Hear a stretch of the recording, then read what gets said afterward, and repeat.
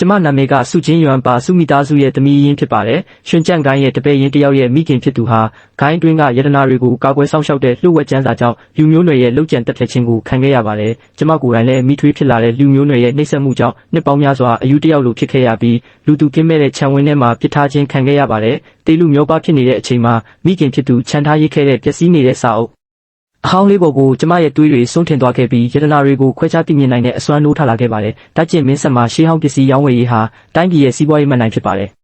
နန်းတော်ကနေအရက်သားတွေအထိအားလုံးဟာရှေးဟောင်းပစ္စည်းတွေကိုယူသွတ်ကြပါတယ်။အတူအပလုပ်တာတွေယတနာခိုးယူတာတွေနဲ့ရှေးဟောင်းပစ္စည်းဆိုင်ရာအမှုခင်းတွေဟာအမြဲတမ်းဖြစ်ပွားနေပါတယ်။ရွှင်ကြန့်ကိုင်းဟာတစ်ချိန်ကတကျင့်ရဲ့အကြီးဆုံးရှေးဟောင်းပစ္စည်းကိုင်းဖြစ်ခဲ့ပေမဲ့ပုံကံမှုဆွဆွဲချက်နဲ့အစိုးရရဲ့ဝိုင်းရံချေမှုန်းခြင်းကိုခံခဲ့ရပြီးဂိုင်းတစ်ခုလုံးပျက်စီးလူနီးပါးဖြစ်ခဲ့ပါတယ်။အခုတော့ကျမရဲ့ရည်မှန်းချက်ကရှင်းရှင်းလေးပါရွှင်ကြန့်ကိုင်းရဲ့အမှုမှန်ကိုဖော်ထုတ်ပြီးမိခင်အတွက်ကန်ကြွေးပြအန်ဆက်ဖို့ပါပဲလွန်ခဲ့တဲ့3ရက်ကကျမဟာလူမျိုးနွယ်ရဲ့အစေခံ2ယောက်ရဲ့ခွေးတီတကောင်လိုဆွဲထုတ်ပြီးအမိုက်ပုံနဲ့ပစ်ချခြင်းကိုခံခဲ့ရပါတယ်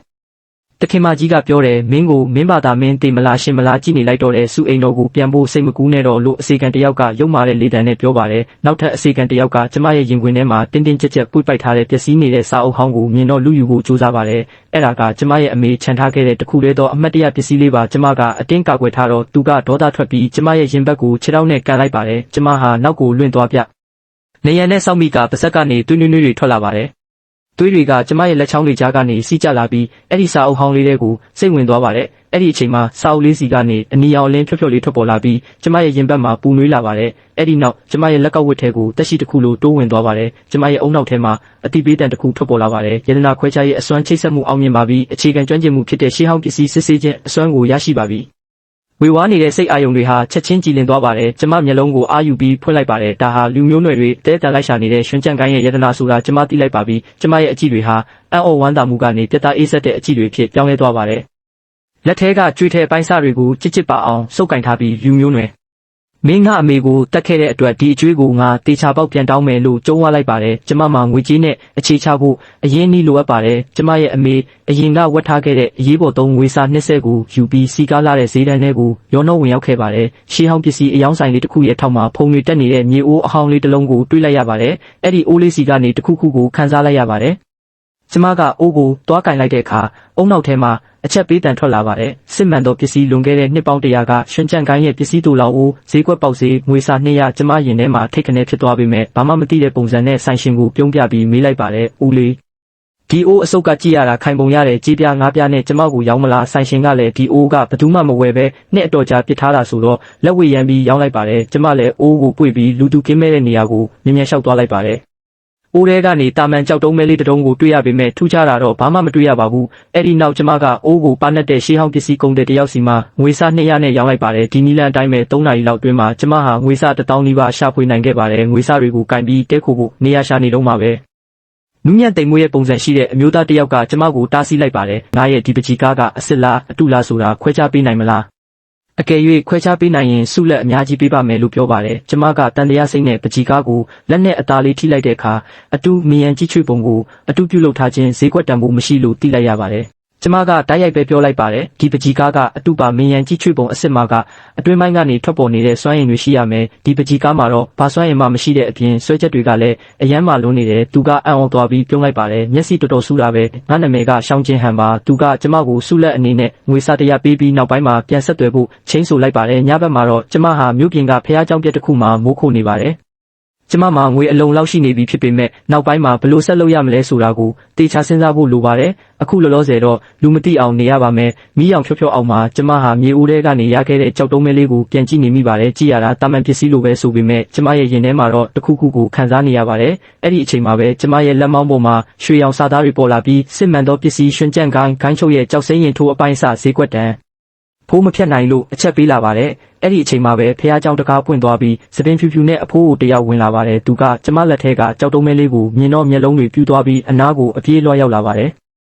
ကျမကလက်မောင်းကစာသားတွေကိုဖုံးဖို့ကြိုးစားပေမဲ့အဖိုးအိုကကြောက်တုံးကိုကင်ဖို့ကြိုးစားရင်းကျမရဲ့အင်ဂျီလက်ဆက်ကရှော့ကျသွားပြီးစာသားတွေပေါ်သွားပါတယ်အဖိုးအိုကတုံ့လှုပ်သွားပြီးဒူးထောက်ကရွှင်ကြန့်ကိုင်းရဲ့အပြင်စီးအဆောင်ချက်ကတခင်လေးကိုဂါရဝပြုပါတယ်ကျွန်တော်မျိုးတခင်လေးကိုရှာနေတာဆယ်စုနှစ်တခုမကရှိပါပြီလူမျိုးနွယ်တွေကအဖြစ်တွေကိုဖုံးကွယ်ဖို့အတွက်လှုပ်ဝက်ကျန်းစာကိုအသေးတန်လိုက်ရှာနေကြတာပါလို့ငိုတန်းနဲ့ပြောပါတယ်စကားပြောလို့မဆုံးသေးခင်မှာပဲတုတ်တွေကိုင်းထားတဲ့လူယုံမှာ၄ယောက်ဖះเจ้าထဲကိုပြေးဝင်လာပါတယ်ဟေးမင်းကလေး အဲ့ဒီကျန်းစာကိုအခုချက်ချင်းပေးစမ်းလို့အော်ဟစ်ကြပါတယ်ကျမကနောက်ကိုဆုပ်လိုက်ပြီးအဖိုးကိုလင်းကတော့အဲ့ဒီလူတွေကိုတိုက်ခိုက်ပြီးနှိမ်နင်းလိုက်ပါတယ်ကျမကအခွင့်အရေးကိုတုံးပြီးခေါင်းဆောင်ဖြစ်သူရဲ့ခါကကြောက်စိမ့်ပြားကိုတက်တေအဖြစ်ယူလိုက်ကလူတစ်ယောက်ကိုတော့လွှတ်ပေးလိုက်ပါတယ်ပြန်သွားပြီးယူမျိုးနွယ်ကိုပြောလိုက်သူတို့ရဲ့ပြစ်မှုတက်တေတွေကိုငါတစ်ခုချင်းစီစုဆောင်းနေတယ်လို့ကျမနဲ့အဖိုးကိုလင်းဟာအစီခံမလေးနဲ့အဖိုးကိုဖြစ်အသွင်ပြောင်းပြီးမျိုးတဲကိုဝင်လာခဲ့ပါတယ်အဖိုးကိုလင်းကပြောပြတာကတော့ကျမနဲ့အရင်ကတွေ့ခဲ့တဲ့ရှောင်းချင်းဟန်ဟာလက်ရှိဧကရေရဲ့စတုထမြောက်မင်းသားဖြစ်တယ်လို့ဆိုပါတယ်သူဟာထိနှက်ဆက်ခံဖို့အခွင့်အရေးအများဆုံးရှိသူဖြစ်ပေမဲ့သူ့အတွက်အကြီးမားဆုံးချင်းချောက်မှုကတော့သူ့ရဲ့အကိုဖြစ်သူရှောင်းချွန်ကွေပဲဖြစ်ပါတယ်ကျမကစုအိမ်တော်အနီးကလက်ဖက်ရည်ဆိုင်ရဲ့ဒုတိယထပ်မှာထိုင်ပြီးအိမ်တော်တကားကြီးကိုစိုက်ကြည့်နေမိပါတယ်ဒီနေရာဟာတစ်ချိန်ကကျမအမေရဲ့အိမ်ဖြစ်ခဲ့ပေမဲ့အခုတော့အဲ့ဒီမိမရုပ်ရဲ့လက်အောက်ကိုရောက်နေပါပြီ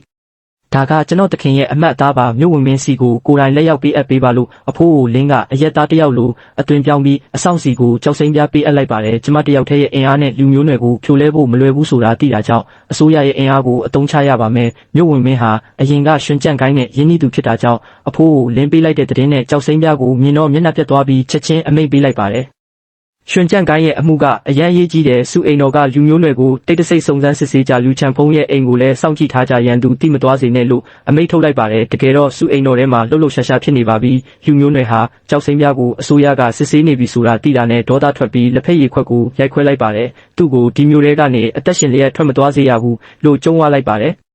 ်လူချန်ဖုံးကိုချက်ချင်းအကြောင်းကြားလိုက်တစ္ဆာဖောက်တွေရဲ့စည်ရင်ကိုအမြန်ဆုံးရွှေ့ပြောင်းခိုင်းလိုက်ဘာတက်တေမှချမ်းမထားခဲ့တဲ့တက်တေမရှိရင်မြို့ဝင်လဲငါ့ကိုဘာမှလုပ်လို့မရဘူးလို့အမိန့်ပေးပါတယ်ညရောက်တဲ့အခါအဖိုးကိုလင်းရဲ့အကြံပေးချက်အရကျမဟာရှောင်းချင်းဟန်ကိုလက်ဖက်ရည်ဆိုင်မှာချိန်လိုက်ပါတယ်သူကကျမကိုအနက်ရောင်တစိမ့်ပြားတစ်ခုပေးပါတယ်လူချန်ဖုံးတို့ကတစ္ဆာဖောက်စည်ရင်ကိုတရေစေးထဲကကျူးကွေပေါင်ဆိုင်ကိုရွှေ့လိုက်ပြီးဒါကတရေစေးကိုဝင်လို့ရတဲ့တစိမ့်ပြားပဲလို့ပြ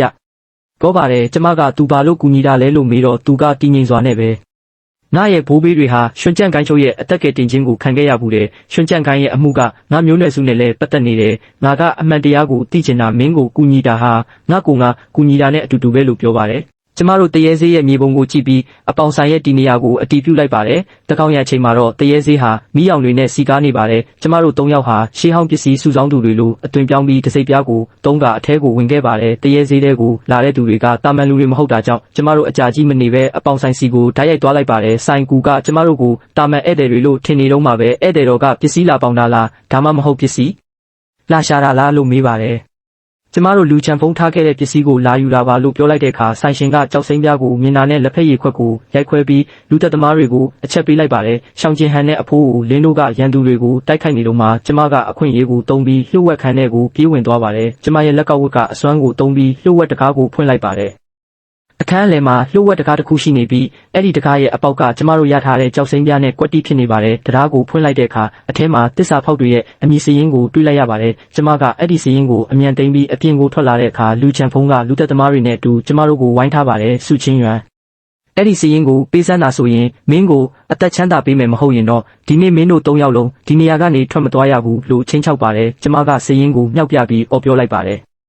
်မင်းကရန်သူနဲ့ပေါင်းပြီးကိုယ်ကိုင်းသားတွေကိုတတ်ခဲ့တယ်။ရွှင်ကြန့်ကိုင်းရဲ့ယတနာတွေကိုခိုးယူခဲ့တယ်။မင်းရဲ့ပြစ်မှုတွေအကုန်လုံးဒီထဲမှာရှိနေပြီးမင်းဘလောက်ကြာထွက်ပြေးနိုင်မယ်ထင်တယ်လဲလို့မေးလိုက်ပါတယ်။တရေဆေးကလူတွေဟာအရင်ကရွှင်ကြန့်ကိုင်းနဲ့ပတ်သက်ဘူးသူတွေဖြစ်တာကြောင့်အားလုံးကလှုပ်လှုပ်ရှားရှားဖြစ်သွားကြပါတယ်။လူချန်ဖုံးကဒေါသထွက်ပြီးဘေးကလူကိုဓာတ်နဲ့ခုတ်ကရှုပ်ထွေးအောင်လုပ်ပြီးအမိုးပေါ်ကနေထွက်ပြေးသွားပါတယ်။ကျမတို့လည်းအဲ့ဒီရှုပ်ထွေးမှုကြားကနေမြန်မြန်ဆုတ်ခွာခဲ့ပါတဲ့အခုလက်ထဲမှာရှိနေတဲ့စည်ရင်ဟာတစ္ဆာဖောက်တွေကိုအပြစ်ပေးဖို့အတွက်အဓိကတော့ချက်ပဲဖြစ်ပါတော့တယ်။